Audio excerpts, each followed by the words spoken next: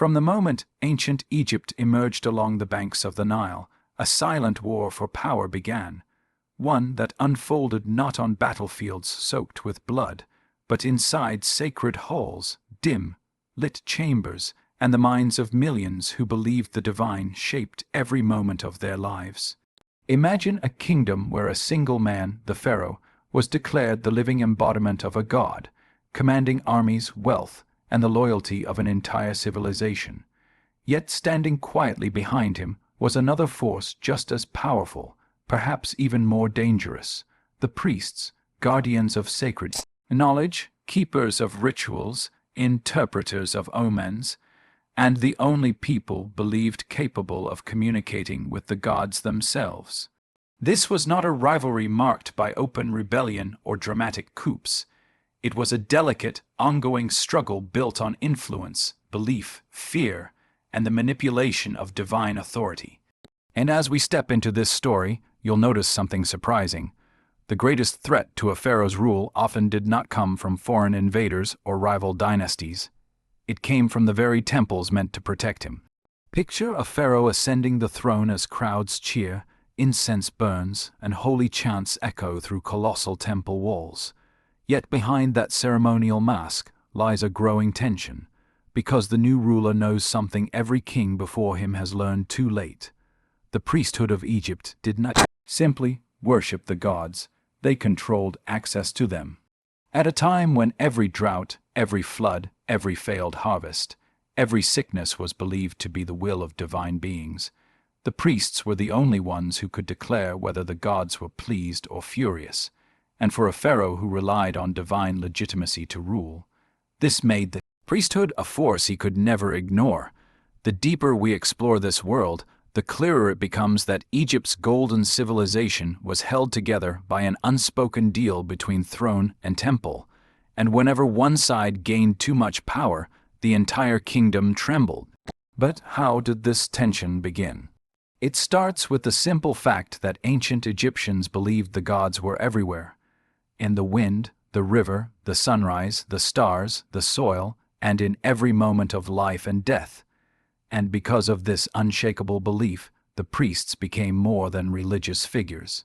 They were astronomers calculating the flooding of the Nile, scholars preserving knowledge, scribes interpreting sacred texts, healers trusted with life and death decisions, and advisors who could sway the emotions of an entire nation. Over time, their influence grew into wealth, their wealth grew into land, their land grew into political leverage, and soon they possessed resources that rivaled or even exceeded the power of the pharaoh. Imagine temples owning vast agricultural estates worked by thousands, storing grain, gold, and livestock, distributing charity, collecting offerings, and holding their own networks of workers, soldiers, and scribes.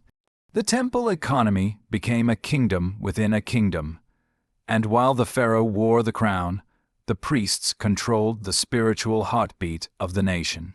You can almost see the tension rising in scenes where a pharaoh enters a grand temple expecting obedience and loyalty, only to be met by high priests who bow respectfully but with a subtle confidence, because they know the people trust them more than any royal decree. They are the storytellers of the divine, the interpreters of cosmic order, the ones who can bless or curse, who can legitimize or destabilize a ruler without ever raising a weapon. For a pharaoh, that was terrifying. And yet, he could not rule without them. This constant push and pull created a fragile balance that shaped Egypt's entire history. In moments of unity, Egypt flourished with breathtaking achievements, massive construction projects, flourishing trade, monumental temples, and cultural breakthroughs. But whenever that balance fractured, the consequences were devastating: political instability, economic collapse, civil unrest, and sometimes the complete fragmentation of the kingdom. As we begin this journey into one of the most complex power struggles of the ancient world, remember this: every temple wall, every carved hieroglyph, every royal decree hides a political game far more subtle and dangerous than it appears. Pharaohs claimed to rule by divine power, but priests held the keys to the divine itself. And somewhere between those two forces, the destiny of Egypt was decided again and again.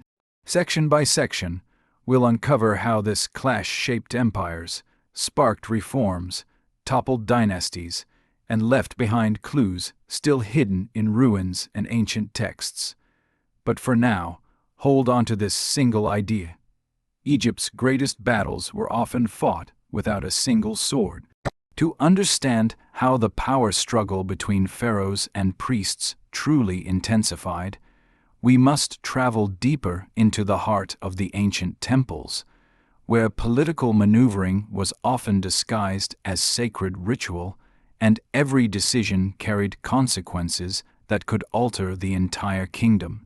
Imagine the daily ritual of the opening of the shrine, where high priests claimed they physically awakened the gods each morning, an act so sacred that not even the pharaoh himself could perform it without priestly permission. This single tradition planted a dangerous idea into the minds of the people. If the priests had the authority to wake the gods, then surely the gods listened to them first. The pharaoh, despite being considered a divine figure, could not risk challenging the rituals that maintained cosmic balance, known as Ma'at, because failing to uphold Ma'at meant chaos, famine, or disaster in the eyes of the public. This gave the priests the perfect shield. Nobody could question their role without being accused of threatening the universe itself. In this atmosphere, the priests mastered a subtle form of political influence. They did not demand power openly. Instead, they shaped the beliefs of the population so effectively that people naturally turned to them before turning to the throne. Picture a villager suffering from illness, a farmer facing a poor harvest, or a merchant seeking a blessing for a risky journey. These individuals didn't travel to the palace. They went to priests who performed healing rituals, consulted sacred texts, interpreted dreams, read the stars, or offered protective amulets. As this trust deepened, a parallel authority structure emerged, one that sometimes overshadowed the royal court. The pharaoh's decrees were powerful, but the priest's words felt closer to the divine, and that emotional connection created loyalty far stronger than politics. Over generations, the temples amassed massive wealth through offerings, donations, taxes on their lands, and contributions from grateful citizens. Their granaries overflowed, while some royal treasuries struggled. Their records were detailed and preserved, while political documents often disappeared with changing rulers. Their scribes were trained for decades, while royal scribes rotated depending on court politics. And because temples owned land across Egypt, they became woven into every level of society, from cities and trade centers to tiny villages and desert outposts. This wasn't accidental.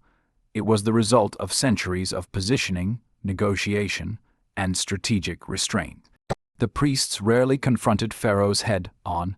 Instead, they influenced by shaping narratives, preserving information, and controlling rituals essential for maintaining divine order.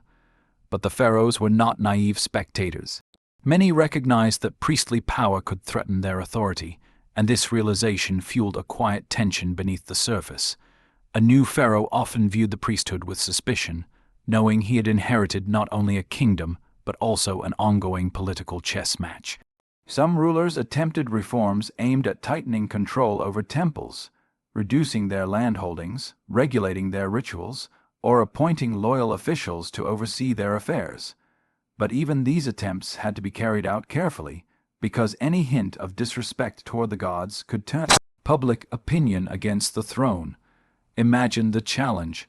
A pharaoh was expected to appear strong, wise, and divinely guided, yet he had to tread carefully around a priesthood that could undermine him simply by questioning whether the gods supported him. This delicate dance played out behind closed doors in councils, ceremonies, and administrative meetings, where royal officials and high priests debated matters ranging from agricultural cycles to religious festivals. Even the yearly Nile flood, the lifeline of Egypt, became a political tool. Since priests read the flood levels and interpreted what they meant for the coming year, they could subtly frame the event as divine approval or disapproval of the reigning pharaoh. A prosperous flood, the gods are pleased with the king. A poor one, perhaps the gods are angered. These interpretations influenced how the public perceived the ruler's legitimacy, giving priests enormous soft power. And while pharaohs had the military and the crown, the priests had something just as potent: the people's faith. The more the priesthood expanded its influence, the more pharaohs found themselves navigating a fragile balance between asserting royal power and maintaining religious harmony. This was not a sudden shift, but a steady evolution that shaped Egypt's internal politics for centuries. And as this balance grew more complicated, the stakes grew higher. Soon, individual personalities, ambitious kings, cunning high priests, reformers, and conservative traditionalists would enter the story, each escalating the power struggle in ways that would forever transform Egyptian history. What began as a symbolic division of roles was turning into a quiet battle for who truly controlled Egypt: the one who ruled the land, or the ones who ruled the beliefs of the people. As the centuries passed, the struggle between pharaohs and priests began to crystallize through the actions of specific rulers whose decisions reshaped the balance of power, and among them, few were as transformative as the kings who tried to centralize religious authority under their direct control. Imagine a young pharaoh rising to the throne, fully aware that the priesthood had grown so wealthy and influential that even the royal treasury depended on temple cooperation. This awareness created a burning desire in some rulers to reclaim absolute power, and the most famous example of this desire manifested in the reign of Amenhotep IV, better known as Akhenaten, a king whose radical vision nearly tore Egypt apart. From the moment he ascended the throne, Akhenaten sensed the overwhelming influence of the priesthood of Amun, whose temples had become almost like a rival kingdom, holding vast estates, armies of workers, and immense economic power. Instead of confronting them directly, he attempted something unprecedented. He reshaped the entire religious landscape of Egypt by elevating one deity, the Aten, above all others, effectively cutting out the traditional priesthood from the spiritual life of the nation. In doing so, Akhenaten positioned himself as the sole intermediary between the people and the divine, centralizing all religious power in the throne.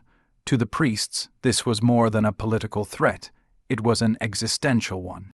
The temples of Amun had been upheld for centuries, and their rituals formed the backbone of Egyptian identity. Now, a single pharaoh was attempting to rewrite the very foundation of society.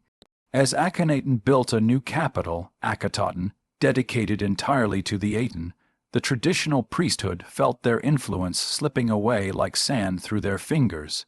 But Akhenaten underestimated just how deeply rooted the priestly networks were and how much the people trusted the old gods. His reforms were too sudden, too sweeping, and too dependent on his personal authority. When he died, the balance shifted again. The old priesthood surged back with overwhelming force, restoring the temples, reinstating the ancient gods, and rewriting Akhenaten's legacy to portray him as a heretic who had plunged Egypt into instability. His monuments were defaced, his name erased from king lists, and his memory intentionally destroyed, proving just how powerful the priests had become. Yet even after this dramatic episode, pharaohs did not abandon their desire to control the priesthood. Instead, later rulers watched and learned. They realized that direct confrontation risked backlash, but slow, strategic adjustments could reshape the balance more effectively. Powerful kings like Seti I and Ramesses II worked to strengthen the throne by building colossal temples bearing their names, commissioning grand rituals, and portraying themselves as the ultimate providers of divine order. Through art, inscriptions, and monumental architecture, they reminded the population that the pharaoh was the earthly vessel of the gods. But even then, priestly influence continued to grow quietly behind the scenes. By the later New Kingdom, the high priests of Amun at Thebes wielded enormous authority, managing lands and wealth that rivaled royal holdings. In some regions, people looked to the priests more than the king when seeking guidance, protection, or judgment. At times, it seemed as though Egypt had two governments, one ruled by the throne, the other by the temple. The pharaoh's attempts to reassert dominance often required delicate negotiations, political marriages, or strategic appointments. And while some kings managed to maintain harmony, others only deepened the divide. This delicate balancing act created an unpredictable environment where the success of a reign depended not just on military victories or economic strength, but on the invisible tension between political and religious power. Whenever a pharaoh lacked strong leadership or died unexpectedly, the priesthood was ready to step in and influence the succession, shaping the future according to their interests. And as we move forward in this story, the struggle will take on an even sharper edge, eventually leading to moments where priests would claim authority beyond anything previously imagined. The rise and fall of Akhenaten taught Egypt one lesson above all. When one side reaches too far, the entire kingdom shifts. And those shifts would set the stage for one of the most astonishing transformations in Egyptian history. A period when the priests would rise so high that they would almost become kings themselves. As the new kingdom moved into its later centuries, the struggle between pharaohs and priests intensified in ways no one could have predicted, gradually transforming from subtle political maneuvering into an open contest for influence that shaped every corner of Egyptian society.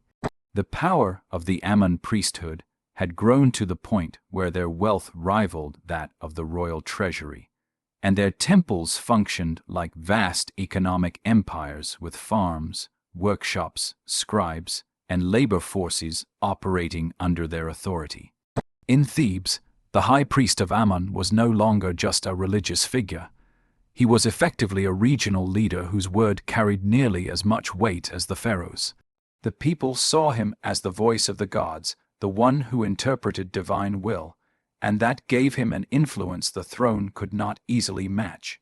In this atmosphere, pharaohs who lacked strong leadership skills or political strategy found themselves overshadowed by priests who could sway public opinion simply by declaring what the gods desired. The balance of power shifted even more dramatically during times of crisis. Periods of famine, conflict, or economic strain gave the priesthood the perfect opportunity to step forward as protectors of tradition, presenting themselves as the guardians of Egypt's spiritual stability. They performed elaborate rituals meant to maintain cosmic order, reinforcing their position as essential to the nation's survival. Meanwhile, pharaohs who struggled to keep the economy steady or maintain military victories risked being seen as weak or abandoned by the gods, a perception that played directly into the hands of the priesthood. This dynamic created an unspoken battle for legitimacy.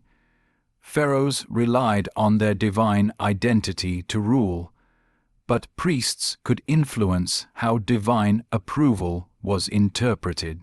One of the most revealing examples of this tension came during the reign of Ramesses XI, a king whose authority weakened as internal troubles grew. As central power declined, the high priests of Amun, particularly Herihor, stepped forward with unprecedented confidence. Herihor began performing functions that traditionally belonged only to the pharaoh leading military forces, administering justice, even placing his name and image alongside royal symbols inside temples. Without openly declaring himself king, he behaved as though the throne had already shifted in his direction, and the people followed him because he embodied stability at a time when the royal court was riddled with uncertainty. This was the moment when Egypt truly felt like a kingdom divided into two centers of power: the north under the nominal control of the pharaoh, and the south under the de facto rule of the high priest of Amun. For the first time in centuries, the throne was no longer unquestionably supreme. The priests had moved from advisors and caretakers of divine knowledge to political actors whose authority extended far beyond ritual spaces. They controlled resources, commanded armies, and influenced succession, turning Egypt into a landscape where the question, who truly rules, no longer had a clear answer.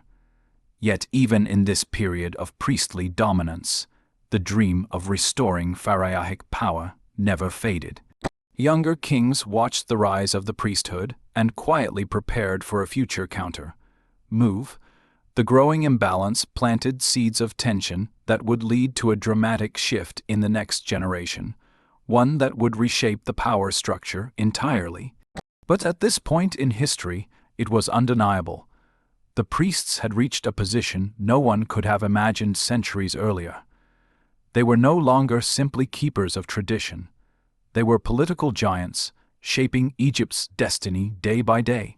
And as the throne weakened, the priesthood stepped confidently into the vacuum, setting the stage for a turning point that would determine whether Egypt remained a land ruled by kings, or whether its spiritual leaders would forever claim the authority they had quietly built across generations.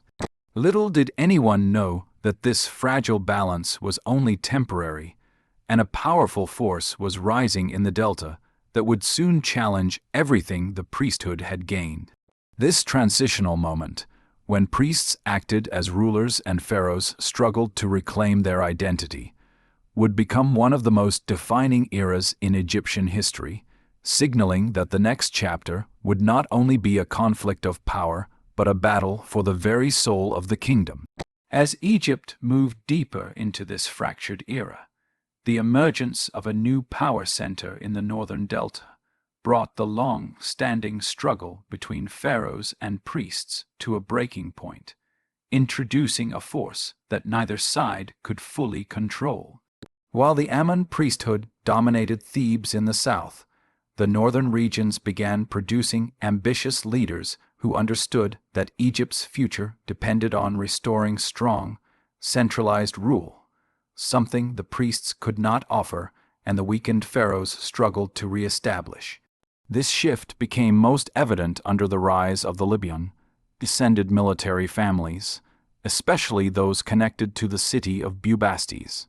These northern commanders had spent generations serving in the Egyptian army, protecting borders, maintaining order, and building loyalty among soldiers who were tired of political instability. Unlike the priests, whose influence came from wealth and religion, these military leaders commanded tangible power, trained fighters, fortified cities, and networks of alliances stretching across the delta.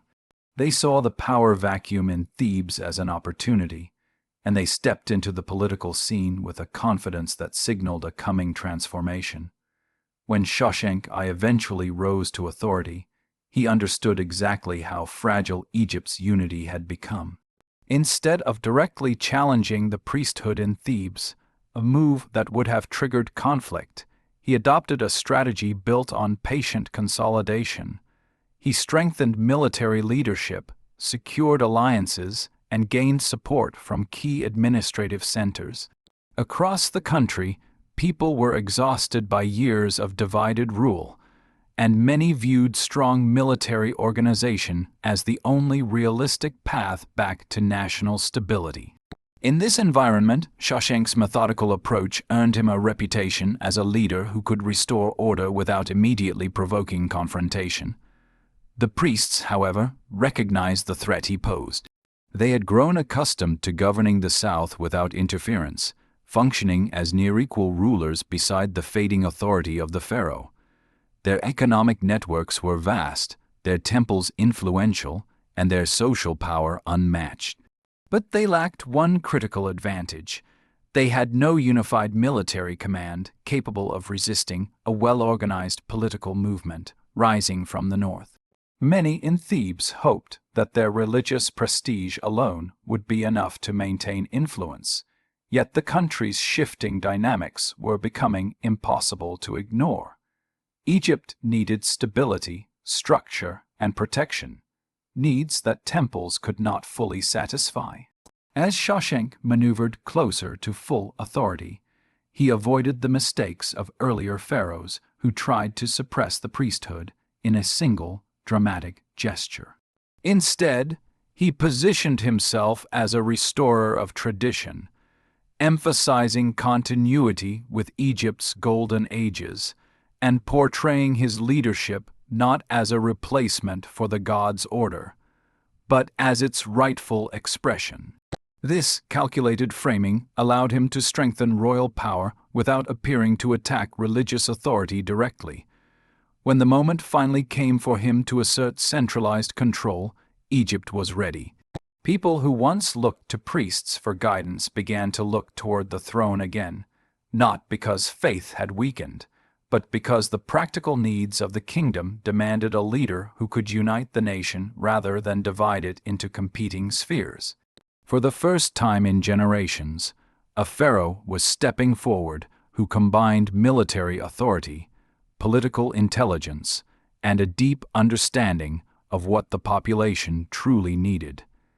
Yet even as Shoshenq consolidated his position, the priesthood was not erased. Their temples still glowed with offerings, their rituals continued to shape the spiritual rhythm of daily life, and their influence among the southern population remained strong. What changed was the balance. The throne was no longer overshadowed. The rise of the northern military families marked the beginning of a new phase in which pharaohs could once again stand at the center of Egypt's identity. But the tension between sacred authority and royal power did not fully disappear. It simply shifted, evolving into a quieter competition hidden beneath the surface. The next phase of this story would reveal whether the renewed pharaohic authority was strong enough to hold the kingdom together permanently, or whether the priests of Amun would find new ways to reclaim the influence they had spent centuries building. As the throne regained momentum under stronger rulers, the priests of Amun found themselves navigating a landscape that no longer guaranteed the influence they once held, and this forced them into a careful balancing act between preserving tradition and adapting to a political order that was steadily shifting away from their control. Although they remained the spiritual guardians of Thebes, their authority was no longer untouchable, and every decision they made carried the weight of a changing Egypt. The vast temple estates they managed continued to operate like powerful economic hubs, with farmers, craftsmen, and administrators sustaining a network that reached across the Nile Valley. But unlike previous centuries, these resources did not automatically translate into political dominance. The central government had become more organized, military leadership more unified, and the general public more aware of the need for nationwide stability rather than regional autonomy. The priests found themselves exerting influence in quieter, more strategic ways, through ceremonial symbolism, through alliances with local elites, and through maintaining the sacred traditions the population relied upon for reassurance in uncertain times. They understood that while military power could command obedience, spiritual authority commanded devotion, and devotion was a currency as powerful as any army if used wisely. Yet the throne was becoming increasingly skilled at using religious symbolism as well, incorporating temple rituals into royal propaganda, and portraying Pharaoh as the essential link between the people and the gods. This approach subtly reduced the priesthood's role in defining divine will, shifting it back toward the monarchy where it had originally belonged. Even in Thebes, the priests sensed that the country's emotional center of gravity was moving north, and their grip on political life was slowly loosening in ways that numbers alone could not fully capture. Still, they were far from powerless. They continued to oversee grand festivals such as Opet, processions that displayed sacred statues and allowed the population to witness the presence of the gods among them. These events reinforced the idea that the priesthood remained the custodians of divine mysteries, holding knowledge no mortal king could fully claim.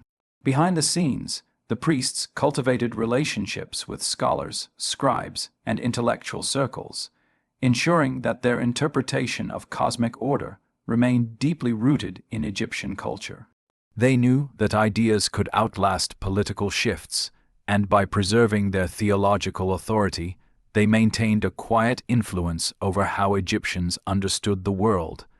Yet tensions continued to simmer beneath this surface of cooperation. Every strong pharaoh who emphasized military expansion or administrative reform posed a potential threat to the autonomy of the temples. Every royal decree that reorganized land ownership or adjusted taxation subtly weakened the economic foundations on which priestly power depended. The priests responded not through open defiance, but through careful diplomacy, presenting themselves as partners in national renewal, even when they privately questioned how much authority the crown truly deserved. Country, meanwhile, watched this delicate dynamic unfold with a blend of hope and caution. Ordinary farmers, merchants, and craftsmen respected both sides. They relied on the temples for spiritual guidance and seasonal blessings, but they depended on the government for protection, trade, and justice. They wanted unity, not the fragmented dueling authorities that had previously thrown the kingdom into confusion.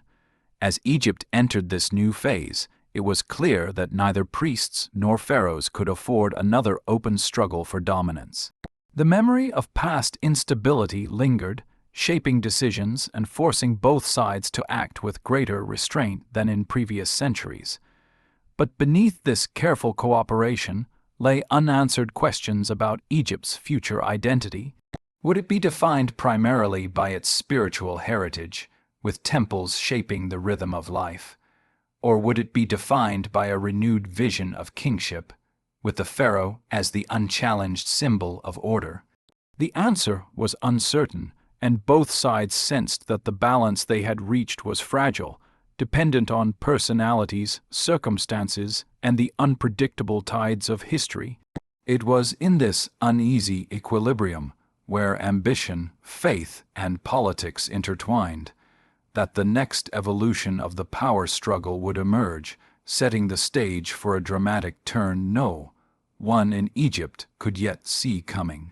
As Egypt moved further into this delicate phase of shared authority, a new wave of uncertainty began to ripple through the kingdom, one that neither the pharaohs nor the priests had fully anticipated. While both sides had settled into a tense but functional balance, external pressures, economic challenges, and shifting social expectations slowly revealed cracks beneath the surface. Trade routes that once guaranteed Egypt's wealth started to fluctuate. Foreign powers gained strength along the borders, and internal divisions among nobles became more visible, creating a climate where even small disturbances could reshape the hierarchy of power. The people, who had endured years of political fragmentation, now watched cautiously as the kingdom tried to redefine its identity. They respected the temples for their spiritual comfort, but they also longed for strong leadership that could protect them from the growing uncertainties beyond Egypt's borders. This collective anxiety began influencing how both institutions operated. The pharaohs became increasingly aware that symbolic power would not be enough. They needed economic strength and military readiness to maintain control. As a result, they intensified their efforts to reorganize administration, improve taxation, and stabilize production, initiatives that sometimes clashed with the interests of the wealthy temple estates. Meanwhile, the priests worked to reinforce spiritual unity, hoping that a renewed emphasis on religious tradition would secure their relevance in a changing world. They restored ancient rituals, expanded temple archives, and revived old myths that connected Egypt's present with its glorious past. These efforts strengthened their cultural influence, even as the throne gradually tightened its political authority. But beneath these strategic maneuvers lay a deeper, more unspoken conflict: the question of trust. The pharaohs remembered the era when the priesthood had nearly governed the southern half of the country on its own, and they feared that such a scenario could rise again if royal power weakened. The priests, on the other hand, remembered rulers like Akhenaten who had tried to dismantle their authority entirely, and they remained cautious, never fully certain whether a future pharaoh might attempt another radical shift. This mutual suspicion created a subtle tension that shaped every decision, every negotiation, every ceremonial exchange between the two powers. Even when they stood side by side during festivals or state events, both sides measured each other with careful precision, fully aware that cooperation was necessary but never entirely secure. The population sensed this tension as well. Farmers and laborers who delivered their harvests to temple granaries noticed when royal officials began visiting villages more frequently, and traders observed when government checkpoints became stricter along the Nile. To them, it seemed as if the throne and the priesthood were engaged in a quiet competition over who could win the loyalty of the common people, yet the country was not on the brink of collapse, far from it. Instead, Egypt was at a crossroads, caught between the weight of tradition and the demands of an evolving political landscape. The younger generation, particularly those studying in scribble schools or training in military academies, began to question the old division of power. They admired the spiritual wisdom of the temples, but also believed in the need for effective centralized rule to protect Egypt's future. Their mindset reflected a broader shift in Egyptian society, a subtle reorientation toward practicality, unity, and long-term stability. This shift placed pressure on both institutions to prove not only their relevance, but their ability to guide Egypt through whatever challenges lay ahead. The pharaohs responded with a renewed sense of duty, presenting themselves as guardians of the nation's survival, while the priests emphasized their role as the moral and spiritual compass of the kingdom. Both sides recognized that Egypt could no longer afford the internal rivalries that had once weakened it so deeply.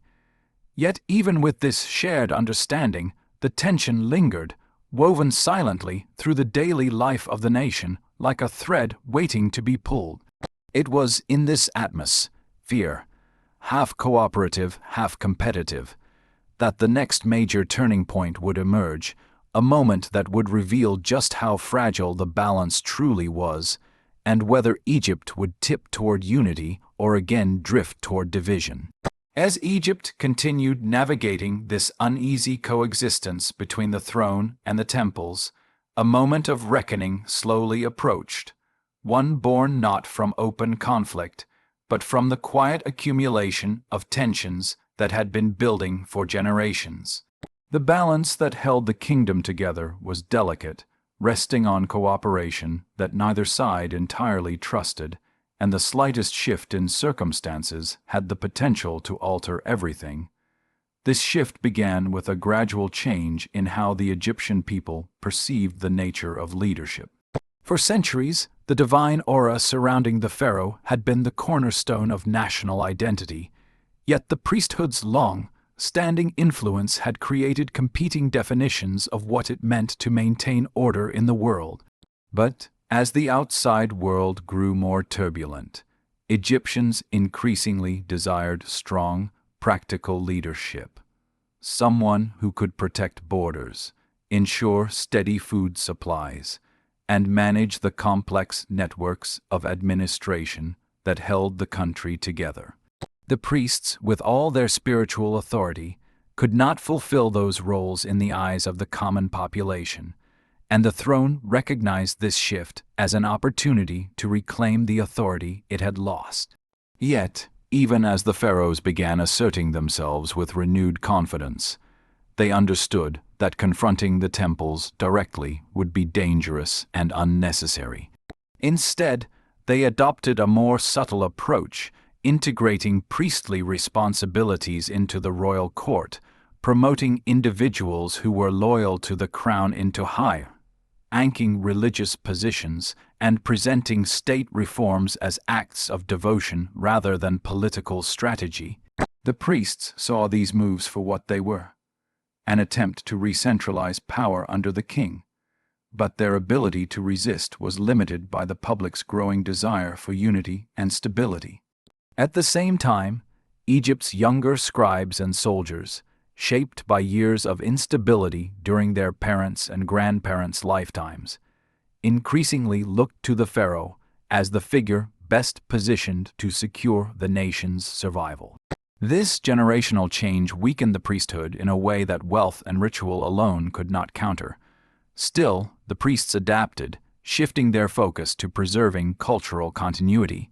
They refined theological teachings, expanded temple schools, and ensured that even as political power shifted, the spiritual traditions of Egypt remained intact. Their influence became less about commanding society and more about shaping its world. The throne may have been asserting political authority, but the temples continued guiding how Egyptians interpreted life, death, and the natural order. This cultural resilience kept the priesthood relevant, even as their political role slowly diminished. Yet the balancing act remained delicate. Every time the pharaoh introduced a reform that expanded central power, such as reorganizing taxation systems, tightening oversight over temple land, or increasing military presence in regions historically controlled by religious estates, the priesthood responded with diplomatic pressure, highlighting the importance of maintaining divine harmony. They understood that they could no longer rely on political dominance, so they leaned into their symbolic authority, reminding the population that without spiritual balance, even the strongest kingdom could fall. The throne, however, had learned from the past. It avoided the extremes of rulers like Akhenaten and instead folded religious symbolism into its own narrative, presenting itself as both protector of the nation and guardian of tradition. Public festivals became opportunities to display unity between the crown and the temples, even when backstage negotiations revealed simmering disagreements. The result was a society that appeared unified on the surface, but carried a quiet undercurrent of competition, an unspoken tug-of-war that influenced everything from grain distribution to military recruitment. Over time, this fragile stability began to take on a life of its own. The average citizen, focused on surviving the challenges of daily life, saw little benefit in reopening the old conflicts that had once divided the nation. As long as the temples performed their rituals and the government ensured safety and prosperity, the people were content. This widespread desire for normalcy acted as a stabilizing force, pushing both institutions toward cooperation even when their ambitions clashed. And so Egypt entered a period where balance did not rely on dominance, but on necessity, where the throne and the priesthood coexisted not because they trusted each other, but because the kingdom demanded it. Yet, beneath this calm surface, each side quietly prepared for the possibility that the balance might shift again, knowing that history had never allowed either institution to hold uncontested power for long. It was in this silent readiness, this atmosphere of controlled uncertainty, that the next decisive act in the struggle between pharaohs and priests would eventually unfold.